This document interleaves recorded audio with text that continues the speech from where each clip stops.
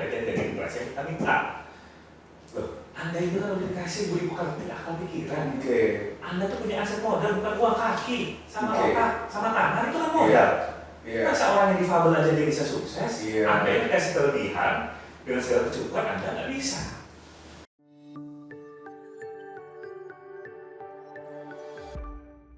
Balik lagi di Ngobrol Bareng Pakar bersama saya Nur Hayudi, dan episode kita pada hari ini atau kali ini itu ngobrol bareng seorang pemuda ya yang bisa menjadi teladan ataupun juga bisa menjadi inspirasi buat kita semua, bersama Bang Aldi Dwi Prasetyanto ya, Ketua DPP dari INAES. Selamat siang, Bang. Selamat siang. Selamat siang. Ya. Bang Ali, terima kasih atas waktu dan kesempatannya ya, bisa bertemu dengan kami di Ngobrol Bareng Pakar. Memang Ngobrol Bareng Pakar adalah satu tema khusus ya yang dibuat untuk memberikan inspirasi kepada seluruh penonton, pendengar ya, tentang orang-orang yang punya kepakaran dan punya prestasi dari keahlian ataupun dedikasi dalam hidupnya. Bang Ali, INAES itu apa sih, Bang Ali? Jadi gini Bang Ali, kalau kita bicara organisasi, hari ini kita melihat atau INAES merasa prihatin dengan kondisi anak muda hari ini.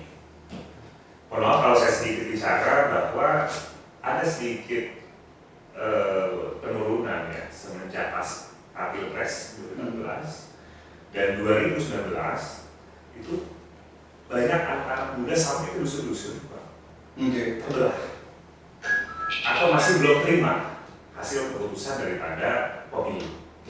Nah, padahal semangat daripada cita-cita kemerdekaan itu adalah persatuan. Pilpres pemilu kali itu hanya sistem, hanya cara menuju kita kemerdekaan.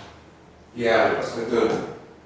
Oleh sebab itu, banyak sekali organisasi sekarang yang contohnya kita melihat banyak yang mulai mengedepankan sisi emosional misalnya ya, atau mungkin dari sisi pertikaian, berantem gitu ya. Kita lihat bahwa ada organisasi pemuda yang hari ini dinamikanya itu 4 kepengurusan. Mungkin saya bisa sebut, mungkin bisa di-googling ya. Iya. Bahkan organisasi yang sudah punya nama Janjang Orde Baru itu 2 list, 3 list. Aduh. Nah, lalu ini saya menanya, kalau begini terus, gimana kita sebagai pemuda itu mau bersatu? Mau meneruskan cita-cita founding kita? Iya. Kan sulit. Oleh sebab itu, di bulan Mei, saya kebetulan juga bersama sekjen saya itu bilang, sekjen, saya bilang, ini kita harus membuat suatu wadah memfasilitasi anak muda. Tetapi konsepnya bukan pergerakan ormas. Sepakat. Tapi apa? Ya, betul. Kalau sudah otak bisa mengalahkan orang yang emosional. Iya. Bisa meredam orang yang emosional. Iya. Gimana tuh? Jadi kita buat wadah untuk peningkatan skill, ya, peningkatan kualitas anak muda sesuai dengan minat bakatnya, gitu, sesuai passionnya. Dan juga kita harus setelah ditingkatkan ini, kita arahkan dia ke dunia kerja. Iya. Hari ini kan kerja itu susah, Pak. Kita mau kerja, sekarang pengusaha juga banyak yang mau PHK, ya kan? Alhamdulillah saya enggak, usaha saya enggak, gitu loh. Tapi dibagi lagi switch gitu ya. Jadi dinamikanya sekarang banyak yang PHK. Oleh sebab itu, sasaran kita ketika sudah ditingkatkan secara skill, kita akan ajak mereka untuk berkolaborasi dengan pemerintah. Gitu ya. Pemerintah siapa? BUMN, BUMD. Saya juga terus terang udah hubungin Pak Erik, Pak Sesmen, Pak Susianto untuk bagaimana ini anak-anak muda ini coba wadahkan baik sebagai orang magang atau kerja. Dari kesempatan lah, prinsipnya gitu ya. Nah, terus kebetulan Nanang tuh saya bilang, oke itu bagus tuh, karena belum ada organisasi yang terafiliasi seperti kita. Kalaupun ada, ini menjadi kendaraan akomodasi politik. Jadi karena orang itu mau jadi seseorang tokoh atau mau jadi kepentingan, dibawalah organisasi ini. Tapi setelah dia nggak terpilih tahun itu kan tinggalin. Oke, berarti INAES hadir dalam rangka melihat satu kondisi perpecahan dan kemudian kita sebagai putra putri bangsa tidak bisa berada dalam satu wadah dan INAES masuk di situ untuk bisa menjadi suatu jalan ya, jalan bagaimana para pemuda-pemuda ini kemudian bisa melanjutkan hidupnya mungkin ya, secara sederhana mungkin hidupnya dulu aja berlanjut ya Bang ya. Oke, itu suatu hal yang perlu kerja ekstra. Tapi ada hal yang menarik tadi yang bilang bahwasanya kita mulai memperbaiki otak. Itu apa di otak itu metodenya apa Bang? Iya.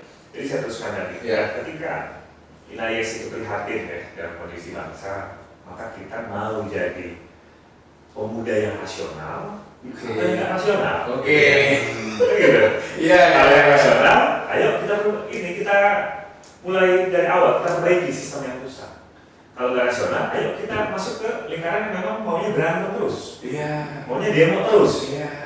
Kita mau yang mana? Gitu kan? Ingat, kita masih punya sila sampai 5 Bang. Tapi kita bisa kesatuan, tapi ada 5 keadilan sosial. Ini yang susah. Bersatu belum tentu adil. Betul. Tapi kalau sudah adil, pasti berdaulat. Kalau sudah berdaulat, pasti kita ini bisa maju, bisa berkembang negara kita. Maka dari itu, misinya kita adalah bagaimana persatuan dulu. Anak muda kita persatukan di satu wadah yang memang iklimnya itu bersatu. Kemudian kita bicara keadilan. Keadilan baru kita harus menjadi berdaulat. Sesuai dengan visinya Pak Jokowi itu menjadi daulat dan Indonesia maju. Gitu ya. Jadi setelah berdaulat baru kita bagaimana mengamalkan visi dan cita-cita kita. Tadi bicara bagaimana meningkatkan itu. Kita melihat bahwa INAES sebetulnya fokus di bidang pendidikan dan wirausaha. Nah, kita melihat bahwa, dan ini fenomena yang terjadi bukan hanya di Indonesia, bahwa kualitas pembelajaran di seluruh dunia itu mengalami penurunan drastis pasca pandemi. Tapi di nilai plusnya di Bang Yudi, nilai plusnya kita mulai dibentuk bagaimana tumbuh untuk melek dunia digital. Kayak gini kan podcastnya digital. Gitu kan, sekarang eranya transformasi dan revolusi digital nih. Betul. Anak muda di INAES itu penting sekali bagaimana meningkatkan literasinya dia, meningkatkan lagi dari sisi transformasi digitalnya melalui skill yang kita ajarkan. Saya percaya Bang Yudi, dimanapun kita berada, organisasi itu perlu. Betul. Setuju ya? Setuju. Dan orang yang sudah berorganisasi, pasti dia itu akan bisa lebih cepat karirnya. Karena satu di organisasi dia belajar bahasa. Berbicara. Dia diajarkan untuk bagaimana menghadapi pimpinan. Di organisasi, ada hierarki kan di situ. Sistem. Kemudian yang paling penting bagaimana dia bisa menyelesaikan suatu masalah. Nah itu yang kita belajar organisasi. Nah penting anak muda sekarang itu belajar organisasi. Jadi Bang Yudi siapa tahu 10-15 tahun lagi pas saya ketua umumnya. Anak muda yang kita siapkan di daerah. Karena kita belajar kaderisasi dan penting lagi orang kaderisasi itu kita perkuat dengan cara apa? Nah INAES hari ini merekrut suatu pengurus ya itu bukan asal comot Pak. Jadi kita nggak ambil, mohon maaf, orang-orang yang terafiliasi dengan ormas-ormas tertentu atau mungkin dengan demo-demo ya, atau mungkin bicaranya fisik atau mungkin dia memanfaatkan orang, tapi lebih kepada intelek gitu loh, pendidikan. Karena itu yang kita butuhkan gitu loh. Dan itu belum ada orang yang lain. Karena kalau kita berhadapan pada masalah yang lain, kita nggak mau juga Pak. Kita mau jadi musuhnya mereka. Dengan adanya kita organisasi baru dianggap kompetitor. Kita nggak mau. Yang kita butuhkan adalah kolaborasi. Jadi era sekarang adalah kolaborasi. Bersatu berdaulat. Ini kan bersatu. Jadi makanya kita buat organisasi ini.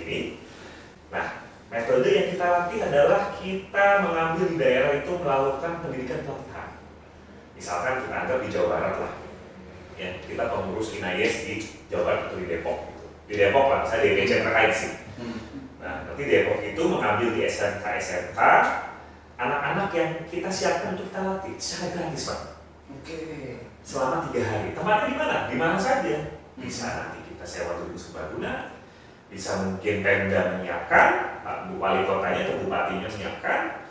Tenaga kita melatih dari sisi pendidikan dasar, mental, ya, kemudian kepemimpinan, dan apa sih nilai-nilai INAIS apa? Kita kasih ke mereka supaya mereka tahu, oh INAIS itu begini. Nah, selain daripada itu, INAIS juga di kaderisasi itu mereka merasa bangga, Pak. Makanya kenapa kita memiliki fitur-fitur tertentu. Contohnya tadi kita ada persiapan program magang, beasiswa di luar negeri, ya kan, terus beasiswa bahasa gratis. Ini yang penting karena sekarang orang mau pendidikan luar negeri itu kan mahal. Jalur LPDP juga ada. Tapi untuk luar negeri pun harus butuh persiapan. Nah, persiapan ini kita gratiskan, Bang. Oke. Ada program persiapan beasiswa bahasa yang kita gratiskan. Nah, mungkin Bang Yudi kalau mau ikutan boleh. Nah, kita latih. Ada bahasa Inggris, Prancis, Korea, Jepang, Mandarin, Belanda, Jerman, 7-8 bahasa, satu lagi itu kalau nggak salah Arab ya.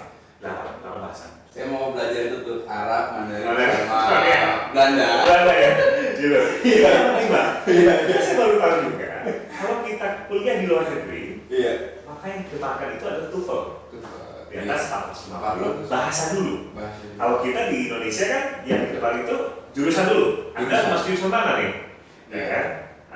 Oh, gue maunya misalkan jurusan sastra perkuat di tes. Nggak lolos kan berarti dia harus pindah jurusan. Gitu kan? Kalau di sana nggak semua diterima, yang penting bahasanya mumpuni.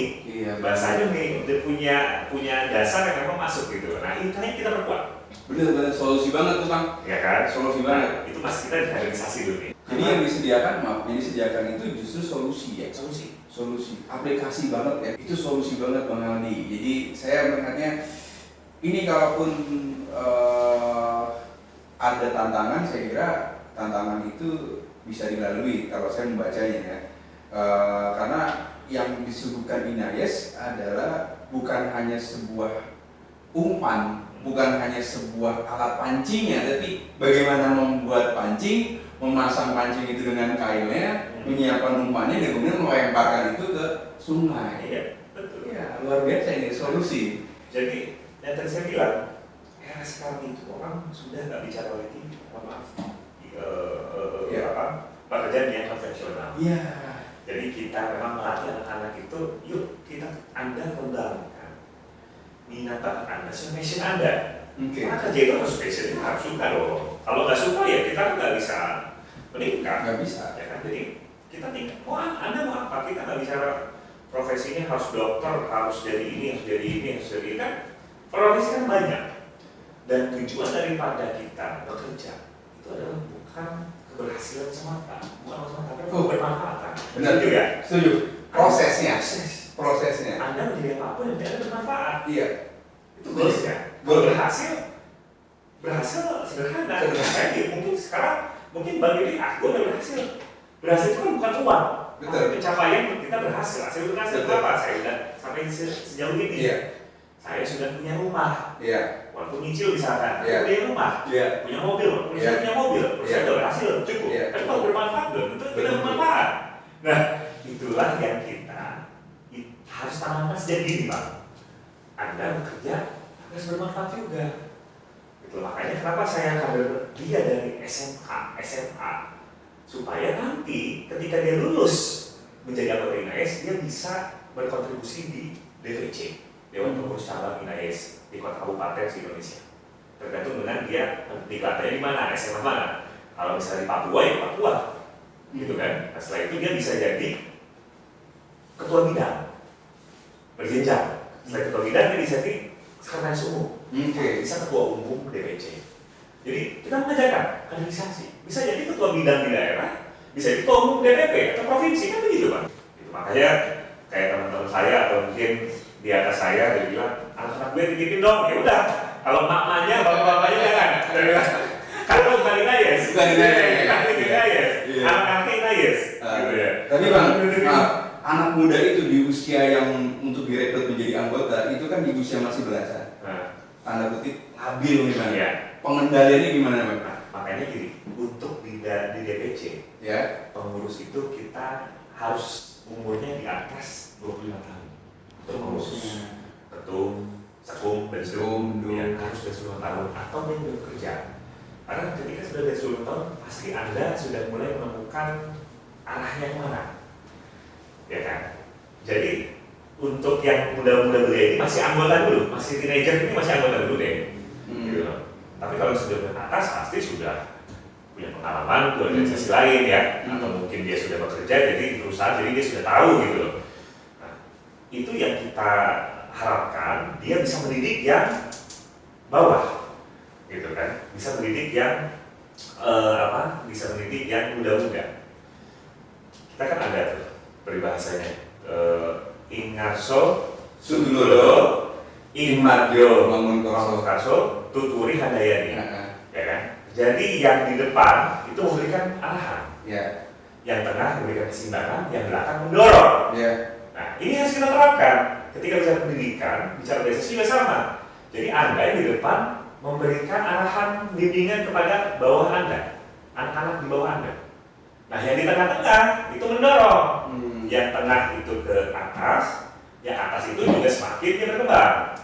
Nah, yang di belakang itu mendorong, anak-anak juga yang misalkan di belakang harus juga memiliki dorongan, harus didorong juga sama orang yang mungkin di belakang juga dia memiliki pikiran yang lebih maju, mendorong untuk maju. Nah, ini berlaku juga di NAES.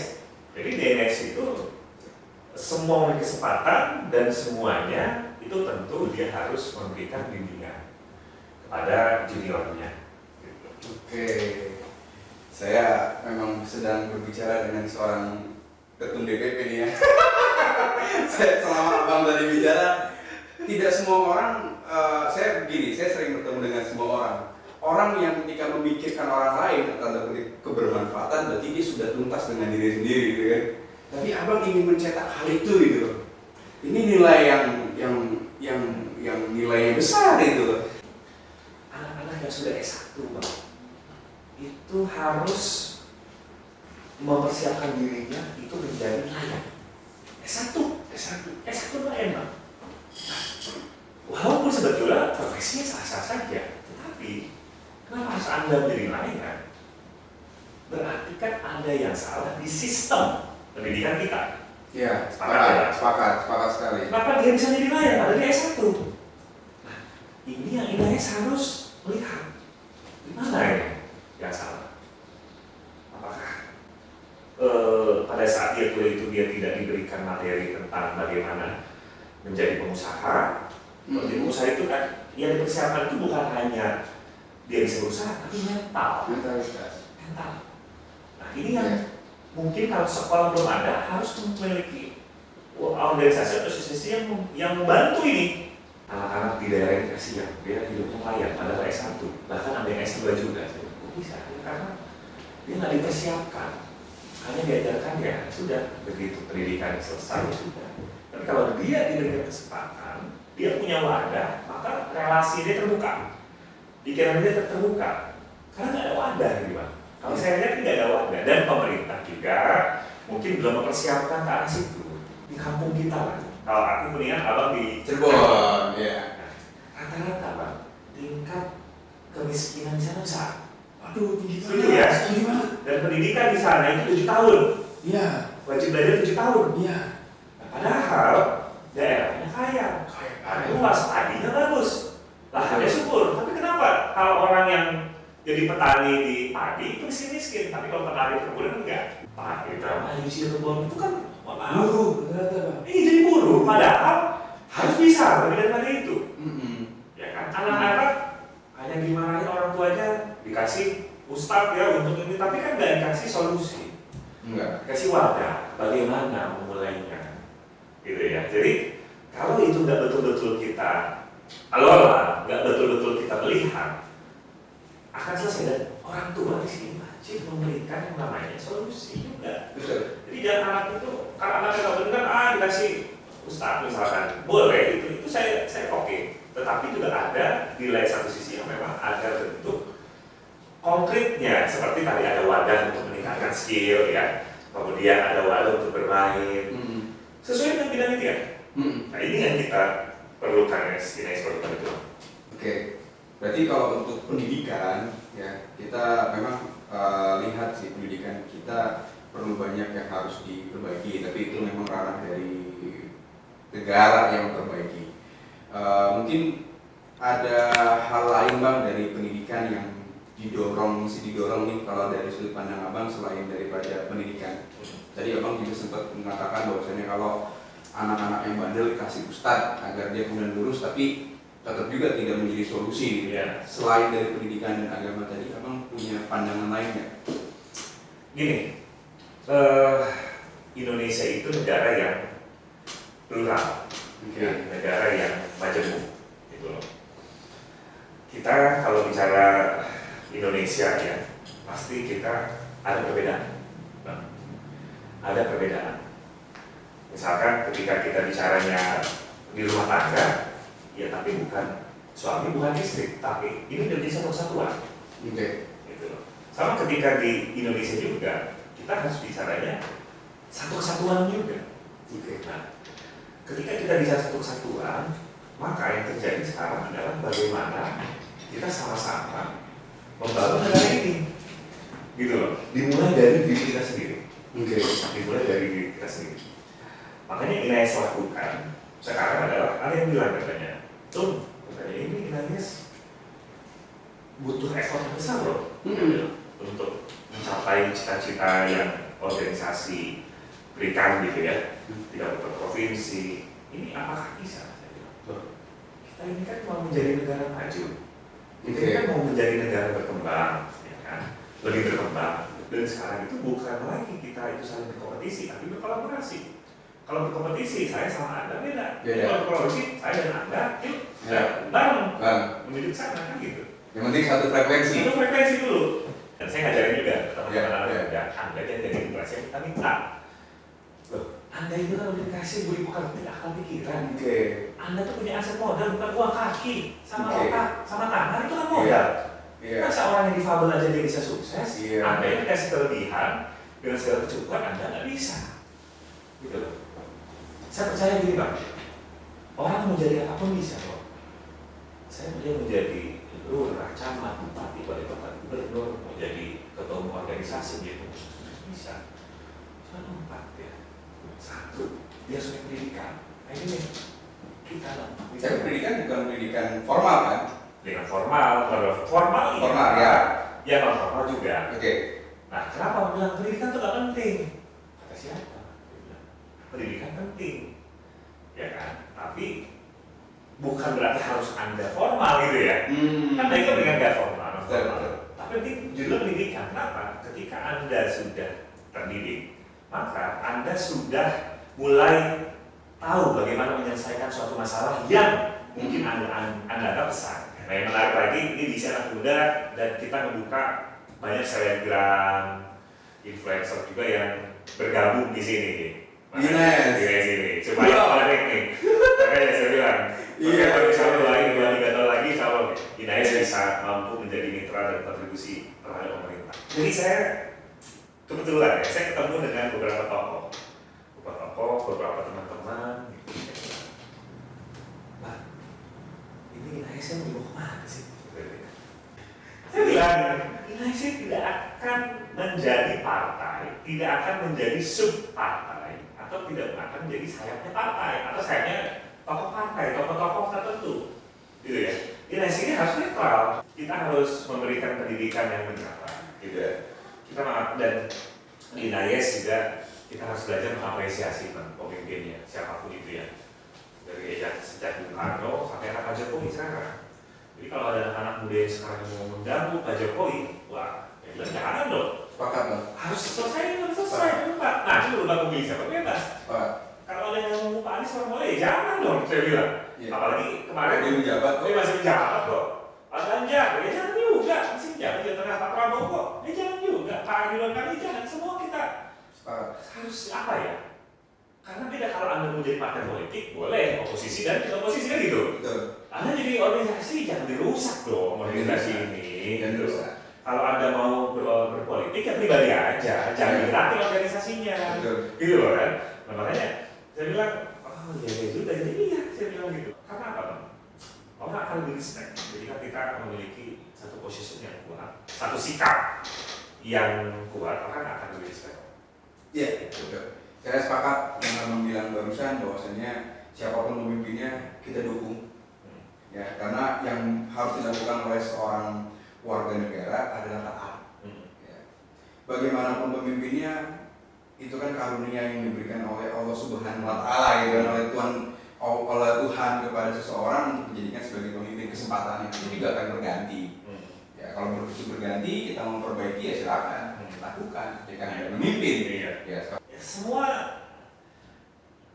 dekat lah, teman lah, semuanya. Belum saatnya kita mau ke sana sini ya, kita dan ingatnya tadi di awal Abang bilang bersatuan, ya kan? Persatuan. Jadi persatuan. Iya, tapi persatuan betul berkeadilan, makanya adil gitu kan. Harus adil. Iya, itu Bang. Oke Bang Aldi, terima kasih atas waktu dan kesempatannya. Sudah bisa bertemu dengan kami dan sudah berbagi dan memberikan inspirasi kepada kita semua. Ya, kita punya panggilan kepada yang menikmati acara Maprak ini, orang-orang yang percaya, gitu kan?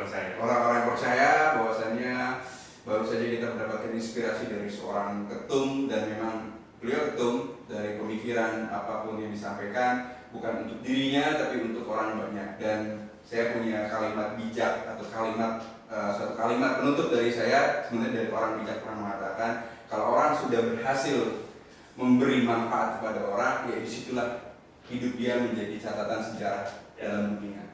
Terima kasih Bang Aldi atas waktunya. Enak ngobrol ya.